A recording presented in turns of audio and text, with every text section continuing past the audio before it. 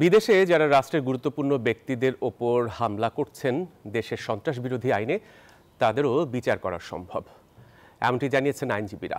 তারা বলছেন, দেশে কার্যক্রম নিষিদ্ধ আওয়ামী লীগের ঝটিকা মিছিল বন্ধে আইনটির সঠিক প্রয়োগ জরুরি। এদিকে পুলিশ বলছে, গ্রেপ্তার অভিযানের পাশাপাশি এসব মিছিলের অর্থদাতাদের শনাক্ত করার চেষ্টা চলছে।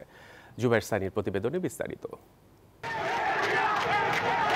ভোরের আলো ফোটার পর মাস্ক ও হেলমেট পরে হঠাৎ সড়কে নামেন কয়েকজন, এরপর স্লোগান, তারপর উধাও।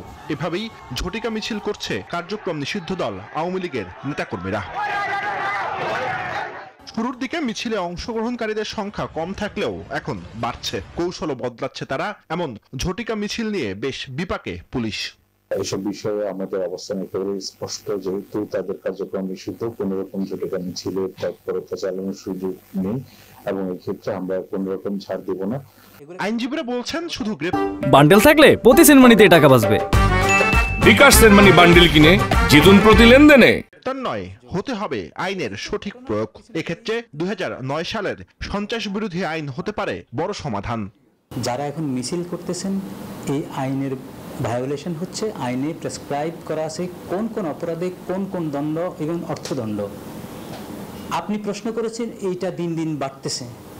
অর্থাৎ আমাদের আইন শৃঙ্খলা বাহিনী যারা যে উদ্যোগ নেওয়ার কথা, যে মেজার নেওয়ার কথা, পানিশমেন্টের আওতায় আনার কথা, সেটি আনতে পারছে না।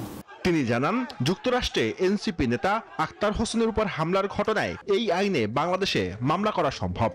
রাষ্ট্রের বাইরেও যদি এই আইনের অধীনে কোনো নিষিদ্ধ সংগঠন যদি কোনো কিছু করে থাকে, এটা ডিম টু বি বাংলাদেশেই সংগঠিত হয়েছে এবং তাদের বিরুদ্ধে এই বাংলাদেশেই ব্যবস্থা নেবে।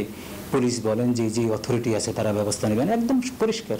এই ধরনের ঘটনা এড়াতে রাষ্ট্রকে আরো কার্যকর উদ্যোগ নেওয়ার পরামর্শ এ আইনজীবীর।